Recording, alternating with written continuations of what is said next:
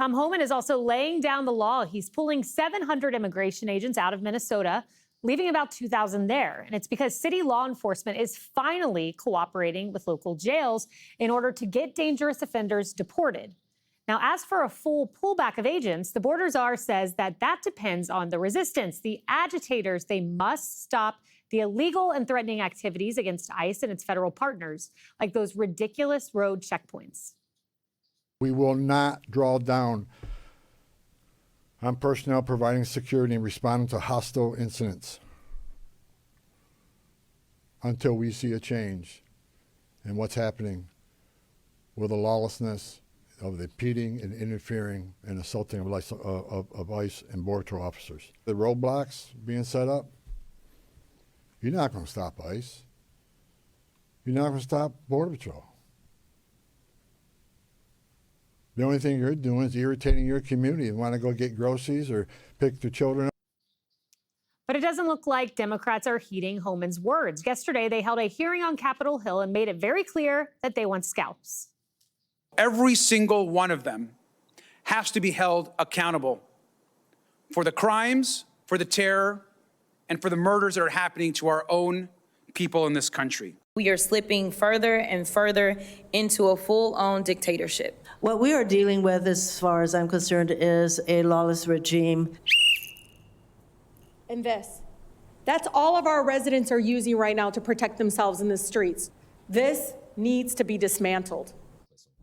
Rashida Tlaib, she had a whistle prop. Dana, you know, President Trump said that he wanted a softer touch. And he is right. At the end of his comment, he said, you know, I'll call the governor, I'll call the mayor. And then I look and they're out with this hot rhetoric. And there has been that disconnect. So I think that when you need something to de-escalate, then everyone needs a reason to say that they won a little bit or they got a little bit of something. And everybody in this case has. So Tom Homan is able to say, we are able to draw down a certain amount of agents that are there because we are getting more cooperation. And then that means that the governor and the mayor and the locals can say, we got them to draw down because whatever arguments that they're making. So if the goal last week was to lower the temperature and get more cooperation and to remove Border Patrol, all of that has happened. And then you had the White House statement that you read at the beginning, which is that 4,000 have been apprehended, criminal illegal aliens. Now, that's a lot of people. And I'm sure that there's going to be people on the opposition to President Trump that will look through and ask if every single person, do they have some connection as a rapist or a murderer and a gang member? What's interesting to me is that they don't put out the number that says we're halfway to the goal, we're 2/3 of our way to the goal, we're almost there, or like, I don't know, maybe they're not. Maybe they're just I don't know how, I think that would help us all understand, like, are we getting to a point where this can be drawn down? So for the people who are putting up the roadblocks, and I agree, annoying the neighbors, or like the climate protesters, it's block the highway and won't let people get to work. It doesn't help their cause. It is not persuasive in any way, and it's illegal. Mm-hmm. So if local law enforcement breaks up those people, like you can just see right there, these like fake roadblocks where you're like telling on your local neighbors is absolutely insane. If local law enforcement helps get that out of the way, then I think, again, like you keep sort of just advancing that ball down the field to the point where you can say, okay, our work is done here. But I just wonder about that number. If they've gotten 4,000, how many more are we waiting for? Left. Yeah, you know, Jesse, Democrats are at a crossroads because they've got to appease these folks. This is part of the base, these protesters. And Chuck Schumer's own internal polling reportedly shows that Democrats don't want to abolish ICE. They may want to change it. They don't want to abolish it. And yet there's this fragment of the Democratic Party that says, we don't want more DHS funding until you cease operations entirely in Minnesota. Yeah, that's not going to happen. I wonder what Walz learned.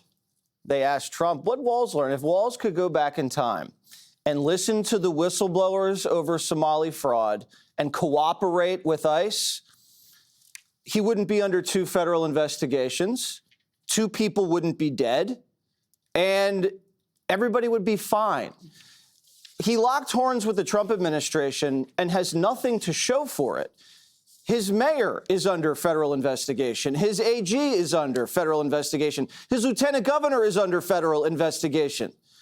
And they just pulled all these bad hombres out of there. And now, I think what? at least like 100 ICE Watch senior members are now being swept up by federal prosecutors. So when you look back, was it worth it?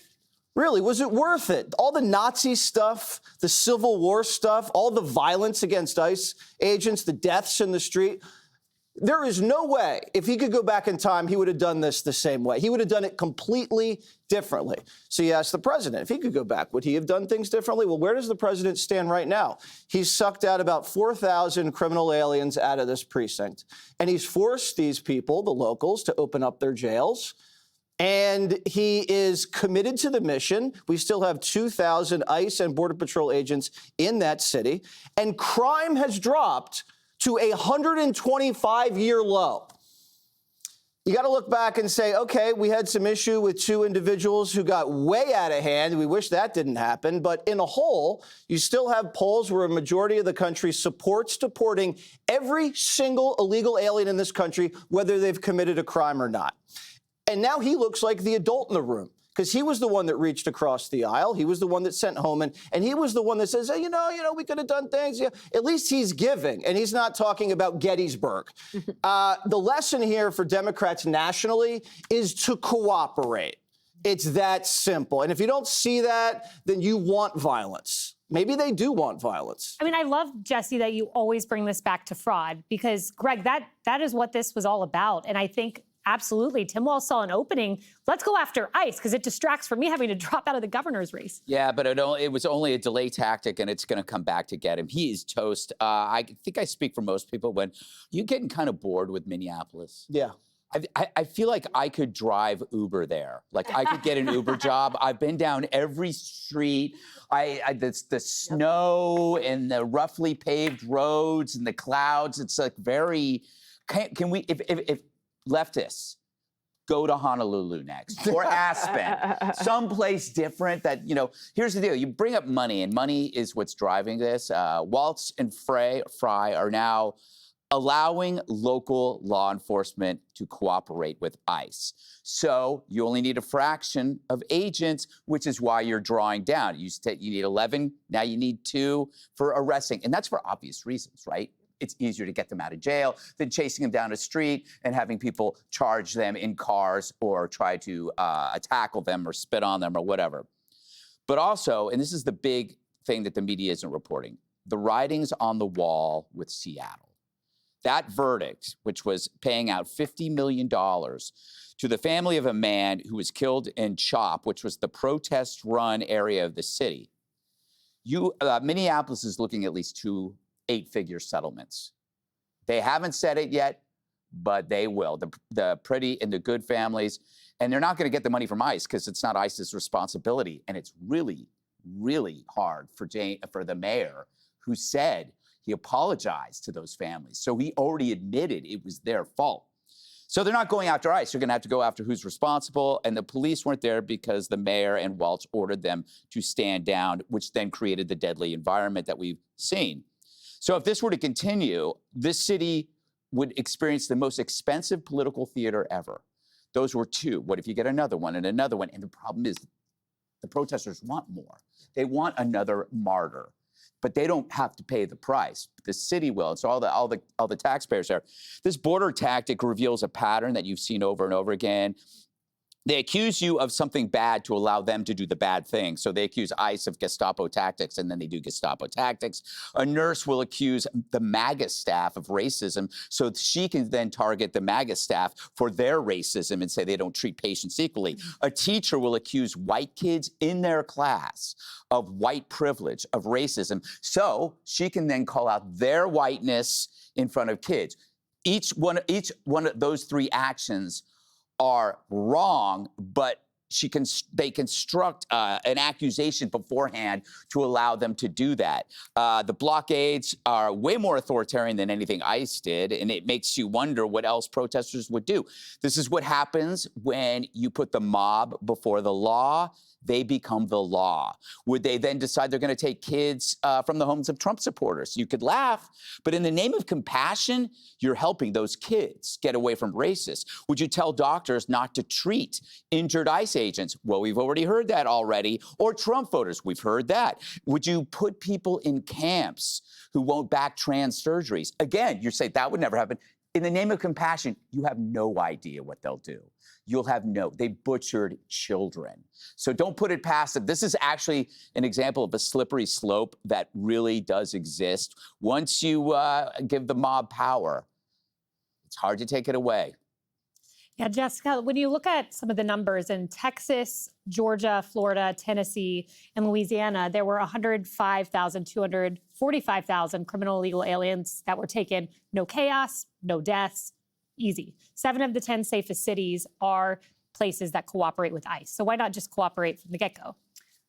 Well, I mean, I hate to say it again, but I guess as we're doing the same topic, I have always said that if ICE shows up and they show you proof that they are trying to pick up someone who has committed a crime in this country, not the crime of crossing the border, but committed a crime here, especially against an American citizen, that you should cooperate.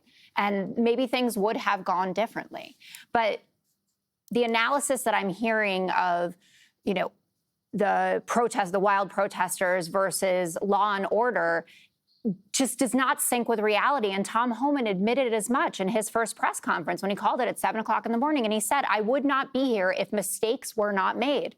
We will see what happens in the investigations into the 2 officers shot Alex Preddy and Officer Ross, who shot Renee Good. And they might find that there was bad behavior, that they made mistakes, and that it wasn't the protesters' fault for, hurling her car into him or whatever Alex Preddy was doing. But you have to let that play out. You also have to be clear-eyed about the fact that this is clearly partisan for the president. And you look at what happened in Maine. There were surging ICE agents to Maine, and Susan Collins called up DHS Secretary Noem and said, actually, could you get them to leave? And she said, sure, no problem. Yeah, why, though? And Susan... Because she's running for re-election, and she's... But that's partisan. Amy Klobuchar makes a request, go away. Tim Walz says go away. Mayor Fry says go away. Tina Smith says go away. That doesn't matter to the president because they bat for the wrong team. But because he wants to help Susan Collins and he knows what a loser of an issue this is for the administration, he makes sure to protect her. And that's borne out across the board. Everyone makes fun of you. You want to go to the polling. The new Quinnipiac poll today, absolutely brutal for the administration on this. 63% disapproval of ICE, 58% want Noem out. But you talked about the hearing yesterday where they held up the poster about the scalps that they want. And Tom Homan is the only one on there who I think thus far I don't have a problem with. But they also had testimony from people who have been American citizens who have been victims of this overreach by ICE, like the woman from Chicago, Marimar Martinez, who was shot 5 times. And the DHS, same thing, comes out and says she's a domestic terrorist. She was trying to use her vehicle as a weapon. Turns out that doesn't hold up at all. And they have text messages from the agent after saying, I fired 5 rounds and she had 7 holes. Put that in your book, boys. You have to be honest about those kinds of messages, what you hear on these videos of how these ICE agents are talking about American citizens, whether they shoot them or not. You are when you just say if I'm you being play dishonest. If you say what am I dishonest about? You have not said ICE has made mistakes. Would you not admit the primary error was never cooperating with ICE, and that led to the environment for violence? You can argue about what ICE agents said or texted. That would never have happened if you hadn't played by the rules. That woman didn't do anything so none of this again. And you told me it's a big hoax about the woman on her way to her doctor's appointment. She also testified. Turned out that wasn't a hoax either. If you have agents going up to him, she was a hardcore radical. She was trying to block ICE operations. Yes. You can argue over these things all you want. The fact is, you have to come to Jesus and say, if you hadn't cooperated, we wouldn't even be doing this. There'd be 2 people alive if it wasn't for the fact that you guys wanted them dead. You wanted the political theater, and they only send ICE into blue cities and blue states to make liberals suffer. Didn't acknowledge that.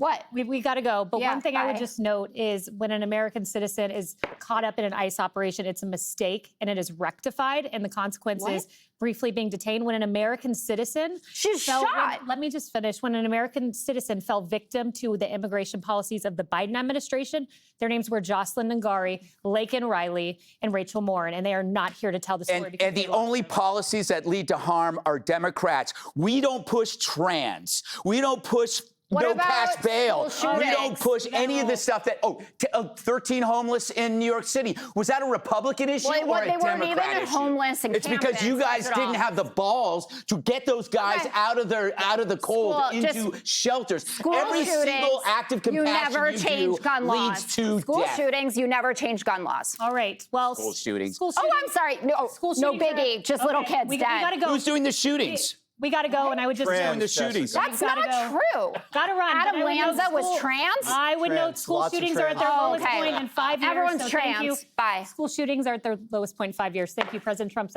FBI. Click here to subscribe to the Fox News YouTube page to catch our hottest interviews and most compelling analysis. You won't get it anywhere else.